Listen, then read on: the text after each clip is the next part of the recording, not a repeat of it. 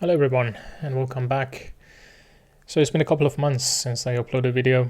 Today I will start making new ones, a short update and just a couple of quick topics that I wanted to go through. So yeah, I've been busy with different stuff, moving houses, and just haven't had time to set up a place for recording. So hopefully I can make more videos now. The other thing is that I'm going to make more of these sort of kind of mixed topic videos, what I'm going to call them fragments.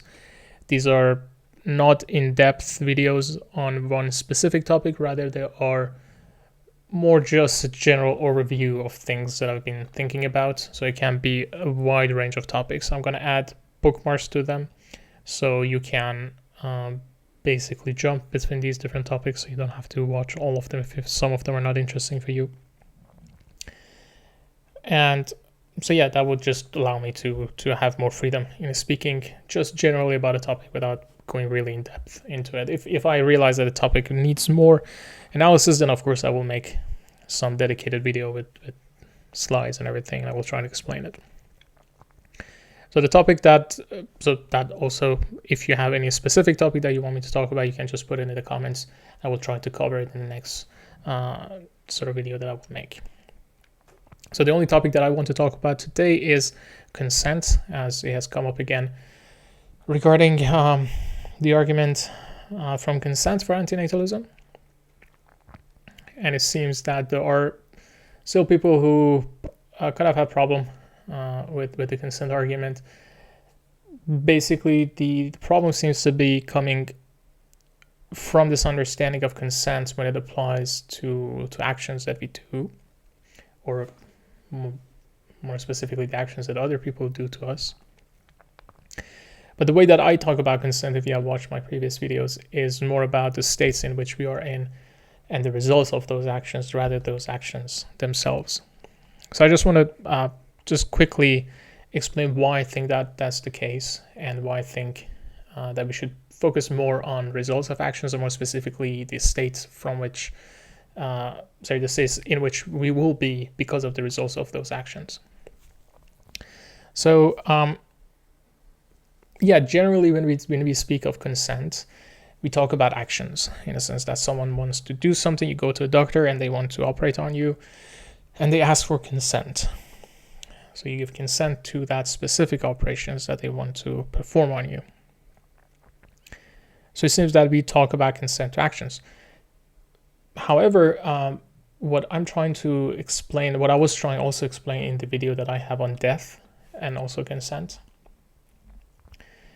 is what do we exactly mean by consent? What is it that we're trying to achieve with consent?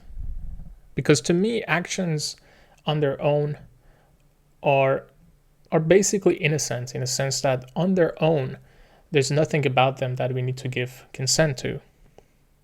Actions are things that other people do. To me, what's important about action is the events necessary for an action, which we call results. So in philosophy of action, there are so when we talk about actions, there are some events that kind of relate to actions. So one of them is results, and the result of an action is an event which is necessarily connected to your action, but is not sufficient for that action. And an example of that is your arms rising when you try to raise your arm. So when you try to raise your arm, that's an action, and the result of that action is that your arm goes up. So that's a basic example in philosophy of action. And it's necessary in a sense that if that event does not happen, then the action hasn't happened yet. So if your arm doesn't go up, then you haven't really performed raising your arm. It's necessary, but it's not sufficient.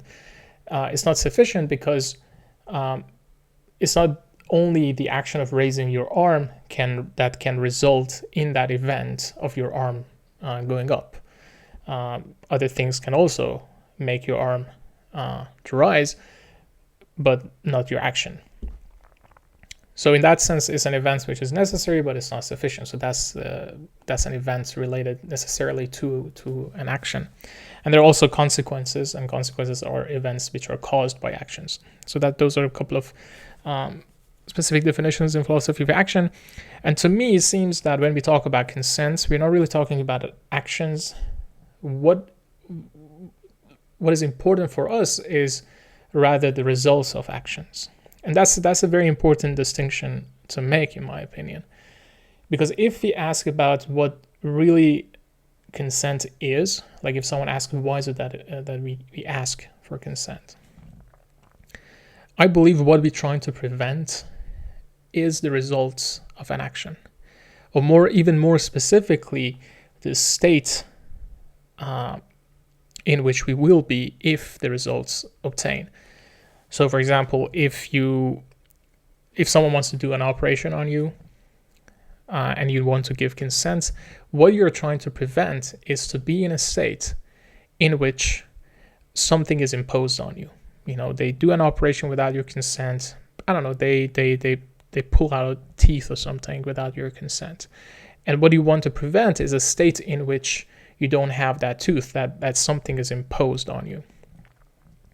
So we can see the ontology of that. The state in which you are is the outcome of that result, which is an event. So something happens in that event. So you go from one state to the next, and the final state is that state in which you will find yourself. And the result, it necessarily connects to the action.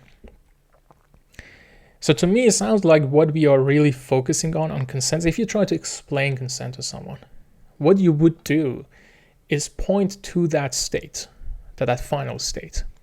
Or even more generally, if you don't want to get really detailed, you just basically point out to that result.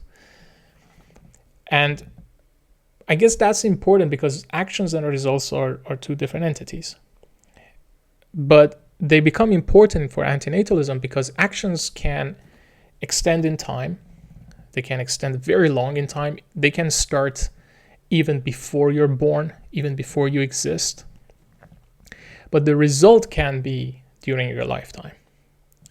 And that's that's what happens when you basically bring someone into this world. So that's the way that I think about consent. I believe it makes much more sense. So there can be multiple arguments why this is the case. So first of all is basically just prima facie, when you try to explain what consent is, it makes much more sense to talk about the state. Otherwise, what are we really talking about? You know, imagine that someone many years before you were even born decides to rob you of everything that you have. You know, they make a law that at that specific year we're gonna get everything from you, everything that you have, your house, your car, and everything.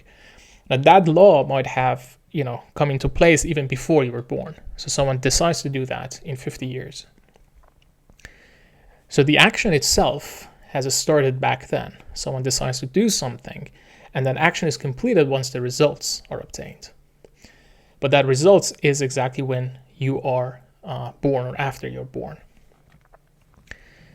So the first part is that when we try to explain consent, it really doesn't make sense to talk about actions because actions can be even before you're born. So it doesn't make sense to say that I'm giving consent to an action because someone might say, okay, what do you have against that? Like, how does that affect you? You don't even exist yet. So how does that affect you? Why do you need consent for that? But the results are important.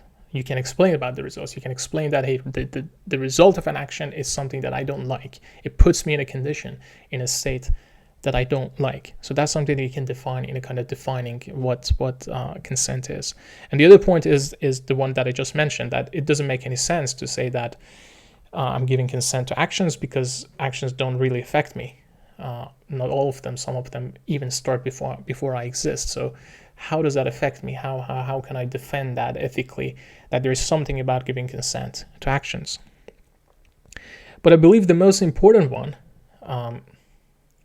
is the fact that the results of action is necessary for an action, but it's not sufficient, which basically means that multiple actions can lead to the same results.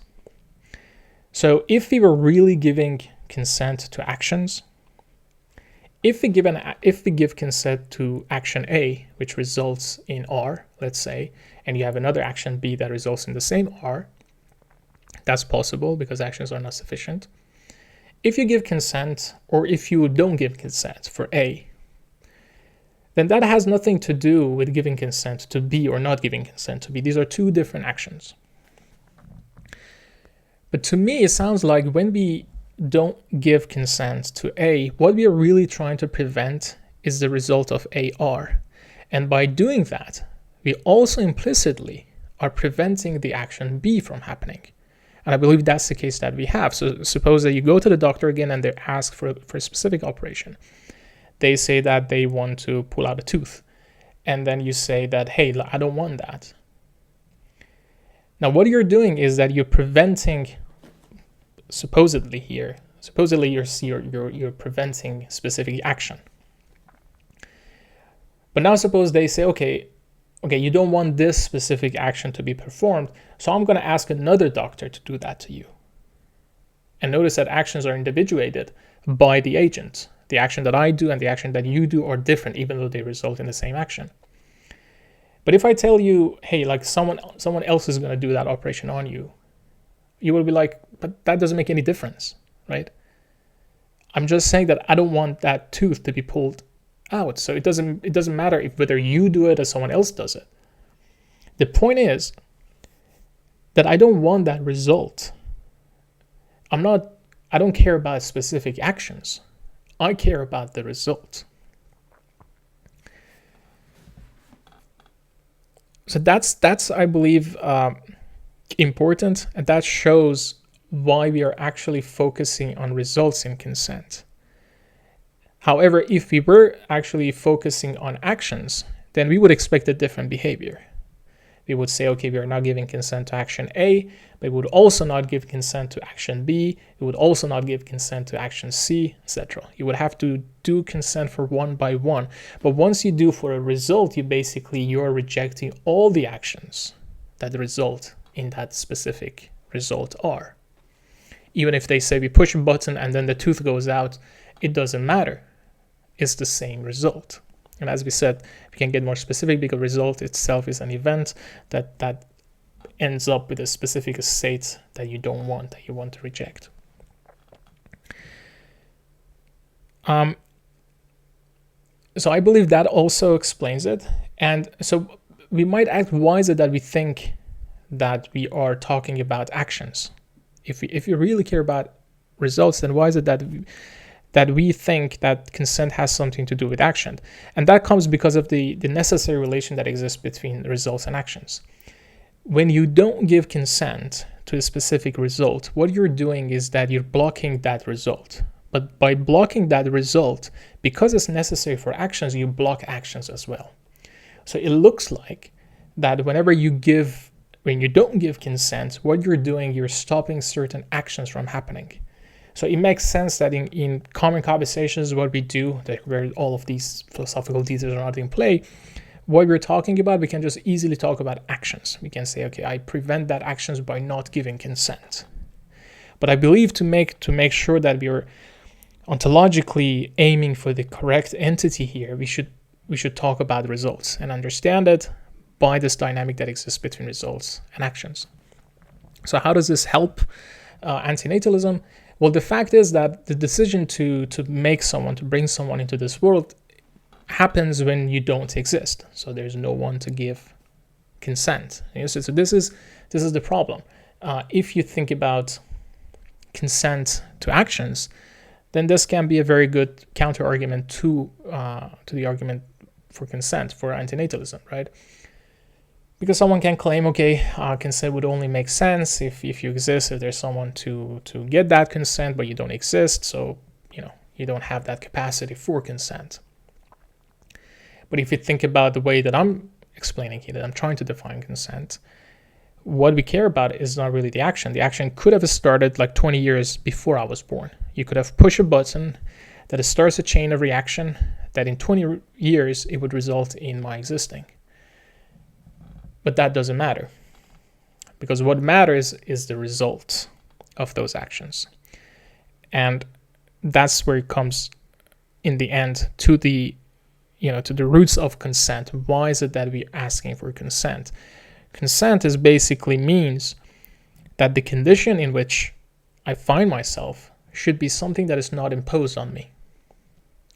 I want to be in a situation, in a state that I find it as good. So as a rational being, I want to be in a state that I find it good and I have chosen it for myself. I don't want any imposition on me. And that's where the argument from consent comes from for antinatalism. The idea is that someone decides 20 years before you were born, suppose they push a button, something starts happening. That's the action. But there's a result. And the result is that you exist. But you have not given consent to that specific state. You basically reject the result of that procreation because you didn't give consent. You're finding yourself in a state where you have not given consent, where you have not chosen for yourself. So it doesn't matter that you didn't exist when they, when they decided to do something that to bring you into the existence. The important point is that at the end, the result is something that you are rejecting, and the result is when you actually exist. So I hope that kind of captures the difficulty here to understand why is it that I'm for the consent argument, because it makes sense to me. Everyone thinks about before you exist, but I don't see why we should focus on that. Consent has nothing to do with what's happening before I exist. It has everything to do after I exist, so it makes total sense to me. I guess that's it for today's topic. I don't have anything else on my mind. As I said, I'm going to repeat again. Write down in the comments if there is any specific topic that you want me to talk about, or just go quickly over it.